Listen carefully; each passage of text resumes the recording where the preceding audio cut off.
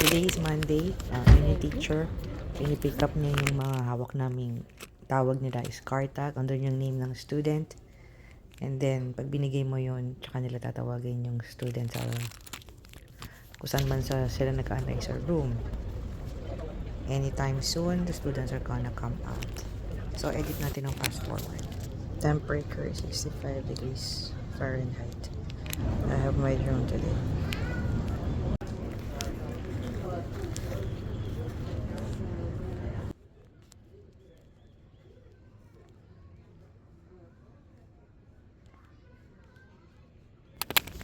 Yan. In a few seconds, lalabas na yung mga estudyante. And there they go. Yan na sila. Eksaktong 3:50 sila lumalabas. Let's wait for Caleb. Caleb medyo nasa dulo yun eh. This is the gate of 2nd and 3rd grade. So, yung ibang student like 1st grade and pre-K, sa ibang gate yon. 4th and 5th grade, sa ibang gate din yon.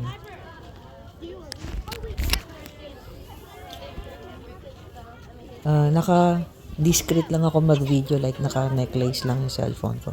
So, syempre, ayan na si Caleb! And he gave me a hug for the second time on his own. Wait, Mommy, do you have the Skittles in No, here? I don't have Skittles anymore. It's the last one I gave you.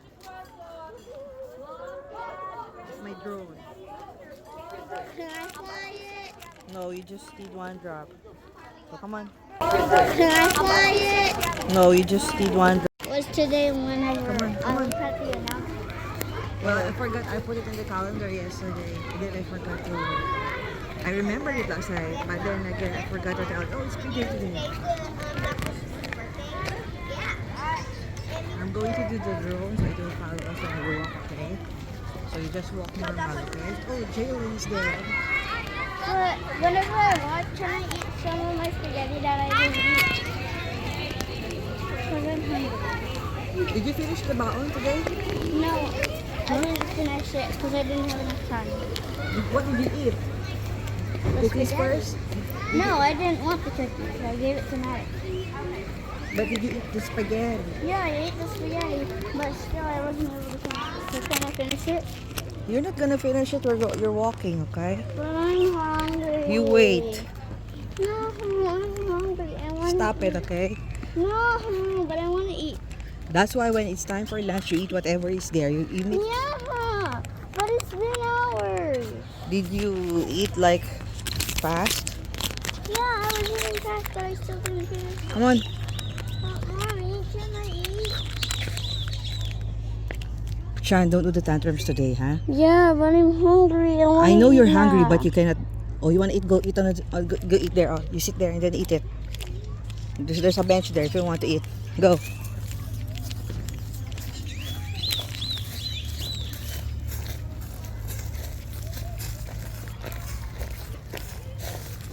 Make sure it's clean, huh? We're gonna stop here for a while. Who's this? Who stays here? Here in the shaded area. That building is the gym, right? Yeah. Oh, sit down na. Eat na. Get the lunchbox first.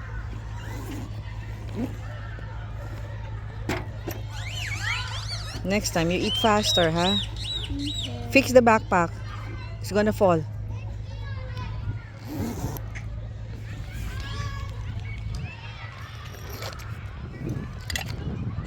You didn't close it properly. There are a lot of crows here.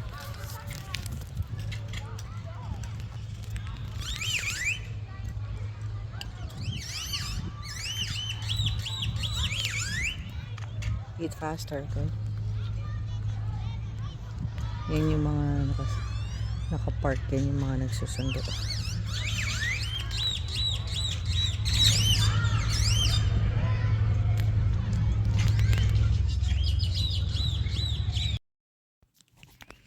So here, this is the first time I bring my drone, the Hover Air X1. Kasi akala ko nung una sira na siya. Eh, gumagana na pala. Ito yung after namin mag-cross galing sa school nila Caleb. Ito yung catwalk or crosswalk. They call it here crosswalk. And I told Caleb to walk the normal pace. You can also you can also record audio in the hover air, but I wasn't able to figure out right away kasi nakalimutan ko na matagal ko na kasing hindi ginagamit yung hover air. Tapos sa stroke pa ako. Naka-mid fly lang yung level lang siya ng mga shoulder length ko, maybe chest length ko lang yung height ng hover air. But since it's a wide angle, kaya ganyan yung pag-capture niya.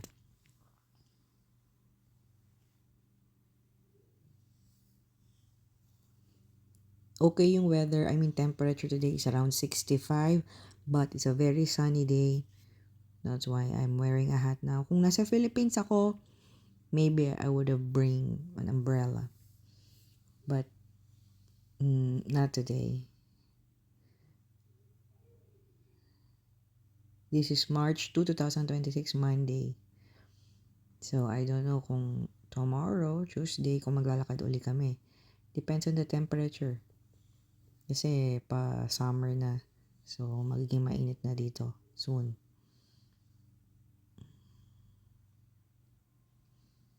And walking from Caleb's school to our house is 30 minutes. 2.6 miles. But if you will just drive it, it's around 10 minutes or less.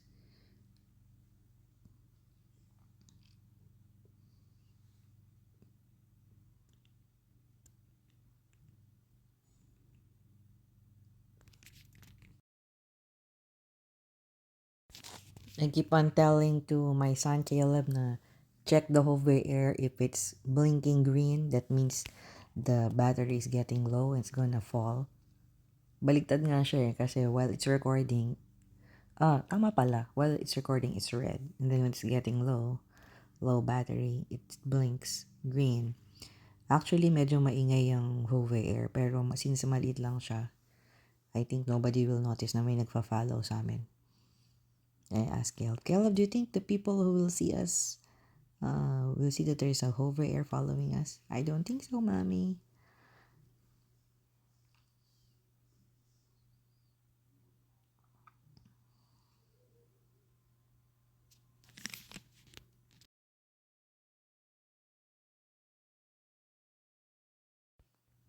Yeah, saying hello to the hover air.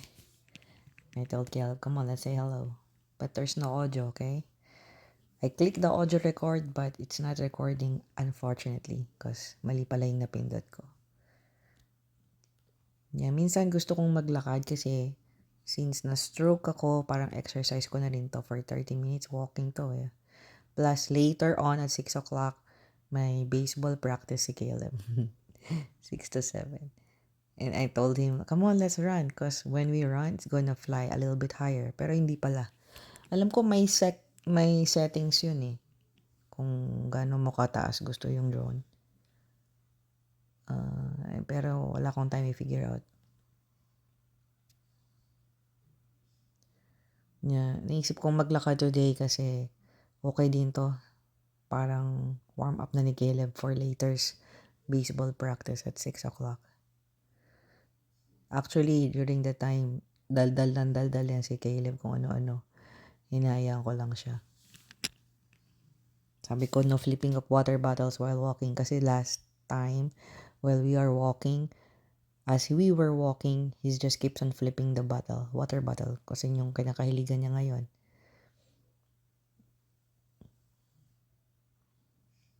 Really, he's a hyper kid. Well, I'm proud of this kid kasi matalino siya. Nakaka 100 siya usually most of the time sa mga exams niya, sa test. And consistent A honor roll siya. Pag A honor roll, dapat ang grade mo 90 above. And here, hindi sila kuripot, ang bibigay sila ng 100 kung actually na 100 ang grade mo.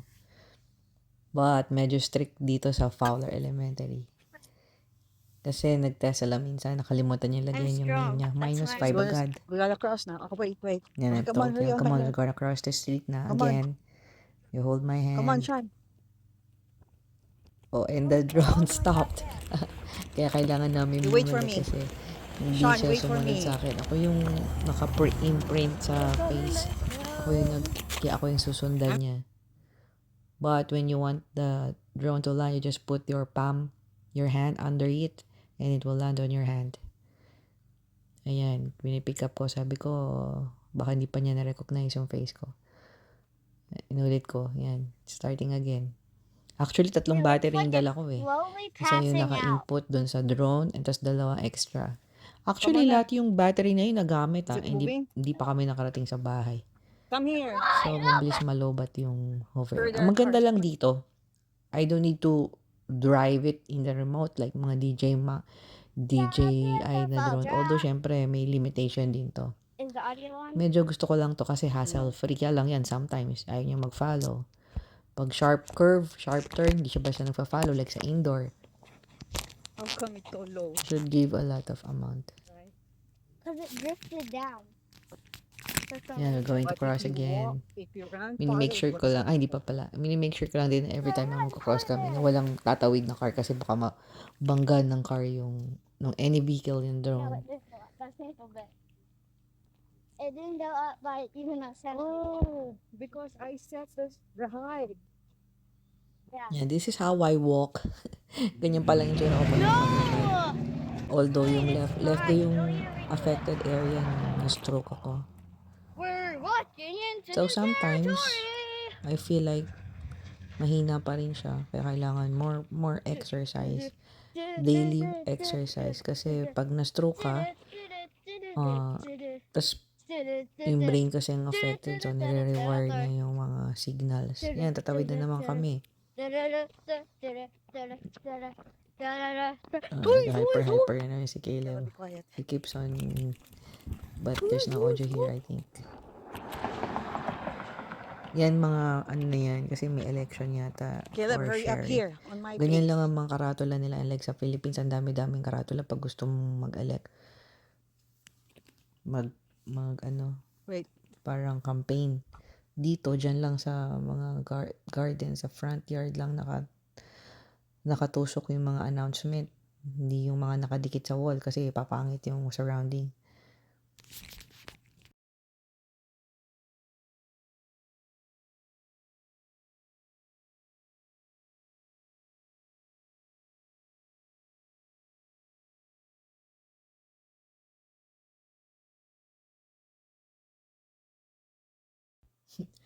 Yan, Caleb's been holding like a leaf of a grass and been saying, "Hey buddy, come here." He's just saying a lot of stuff, paulit-ulit lang ganyan.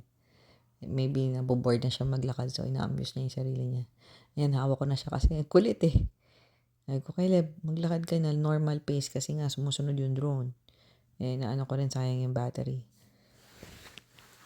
Dito, susunduin kami ni Paul. Kaso, instead of waiting for him sa school, lakad na lang kami, tapos madadaanan na lang kami. Kung saan niya kami madaanan, doon kami sasakay. Akala namin, ayan, bunot na naman ng bunot ng damo na isang peraso. Sabi ko, wag siya masyadong maingay kasi very quiet dito sa area. Anyway, anywhere is very quiet. So, pag nag-ingay ka, sabi ko, baka akala ng mga tao sa labas, may nangyayari. Very quiet yung, na yan, area. Yan, napawisan na ako.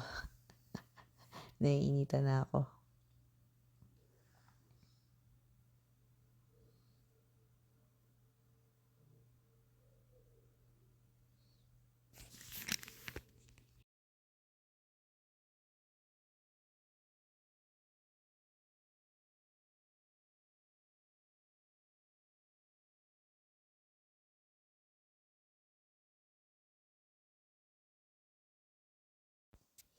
So, nung December pa ako, last week ng December pa ako na-discharge yung home health PT, OT, tsaka nurse ko. So, yung mag-outpatient na ako, ibig sabihin, outpatient therapy, ibig sabihin, ako na yung pupunta sa facility. But, kailangan kasi ng referral ng PCP, primary care physician, ganun kasi dito. Since lumipat na kami sa Wichita Falls, dito kasi pa schedule pa, hindi ka basta walk-in, depende sa ano. February 27 lang yung ano ko. So, tapos nag-apply na ako dun sa North Texas Rehab. Doon ako mag-outpatient. Kaso, sabi ng asawa ko, mga 1 to 2 weeks pa yon kasi ipaprocess pa ng insurance. And then, tatawagan na lang nila ako kung may schedule na ako for rehab. Ang need ko sa hand and arm. So, I'll be needing an occupational therapist. OT. Yan. I had a ischemic stroke. It's ano daw yun eh. Suddenly, walang blood supply na nagpunta sa brain ko. Kasi prior to that, ilang beses ako nasalinan ng dugo. Due to fibroid. And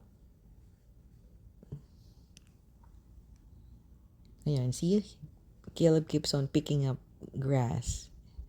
And he said, Mommy, I'll run. Okay, you run.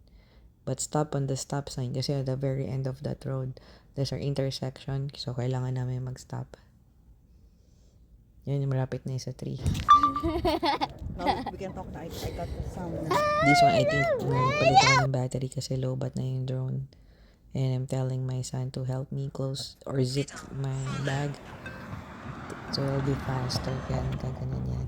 Okay, Come on, Kayla, So, get talk here. Oh, yan. Talk Napalit here. kami ng battery niya. we found a new discovery, Malapit na. and No? it was a blade of grass. After niyang pagtawid And then namin, we can see- Blade of ipa-fast grass forward ko na was yung video. awesome. I-edit ko na. Oh, nag-stop na naman si Hober. Hindi niya ako na-follow. Sabi ko, Kayla, kailan come wag kang here. makulit. Kulit-kulit.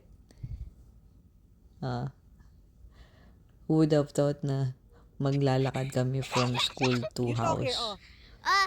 We found a new discovery, and it was the blade of grass. It was the blade of grass. And the blade of grass was so cool. Ayan na yung That stop sign, no? my mommy So, we have to decided wait. Sabi to ko kay put Caleb, it kailangan in a clear, $1 as in walang case, vehicles. Kasi baka pag where tumawid no kami. would ever steal Tapos, it. although nakatawid na kami, syempre sumusunod sa amin yung drone. Masagasaan siya ng mga vehicle. We have to Malalagot go- din we're going kami to nun sa cross the street owner now. ng car. We're not gonna cross it because if So, we I cross, said, we gonna- have to completely each one stop of the cars, okay? and see So we'll let all the if cars- no cars are going anymore. Then it passes out for dear life, and then If we go there, the drone will catch up on that pickup. When it's clear, I told him we walk fast. Cross na. Ayan, sabi ko, halika na, bilisan na natin. But I'm talking English to him because I cannot really understand. Well, sometimes we are also surprised because na-understand niya yung mga Tagalog namin. And then he will respond in English. Oh, ito na yung sa right side, Lola Yen, sa right side, yan na yung area na andyan yung track and field, baseball field, tapos yung building na yan. Di ba sa dyan lahat mga soccer field, lahat ng area na yan. So, medyo ipa-fast forward ko na. Yan, I'm starting to fast forward the video para medyo matapos agad. Hehehe. And boring naman kasi wala na makikita, puro open field na siya.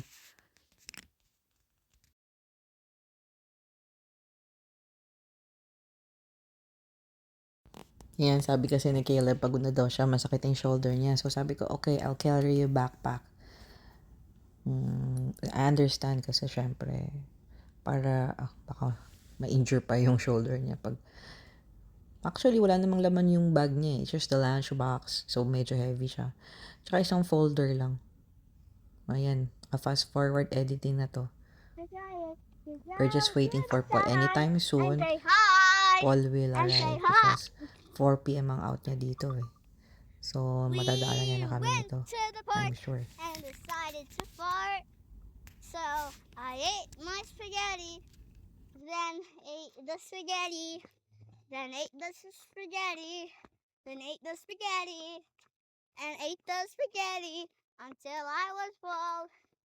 Cause there was unlimited spaghetti, I decided to eat all the unlimited spaghetti, which was Okay, what very happened to tasty. you last and Friday? tasty, Yeah, tasty. here I'm asking what happened to him in school at last Friday. We were discussing kung ano nangyari kasi sabi ng teacher niya, he's making some bad decision. And he was yelling Doritos to one of his classmates. I don't know why he was yelling Doritos. And then he said, Mommy, Don't talk here. The camera will capture our conversation. So he doesn't want to talk about it when we're doing it here. That's why he's doing that. And oo nga naman, dapat one-on-one pag nasa bahay na lang. Kaya I've decided na sa bahay ko na lang siya kakausapin. Off cam. Sa school kasi nila Caleb, meron silang Dojo app. Nare-record dun yung every time na nagsasubmit sila ng homework. May plus yon, may 1 point ka for everything na nagawa mo na maganda, tsaka yung homework na submit mo. Tapos, at the end of the week, like every Friday, convertible yun to school points, school cash. And then, pwede nilang ibili ng any yun, food or any toy na available kung naman yung meron sa school nila. So, maganda rin. Hindi lang sa academic sila inuhubog, pati din sa attitude nila. Kaya dapat okay din yung attitude. Minsan may problem solver. Halimbawa, sa recitation, yun, may +1 yun. Making good decision. Ayan na si Paul. Ayan, nag-stack up na naman. Stranded na naman si hover air drone ko. Ayaw niya na mag-follow. So, kukunin ko na lang siya. Ayan ko na lang siya mag-land sa palm of my hand.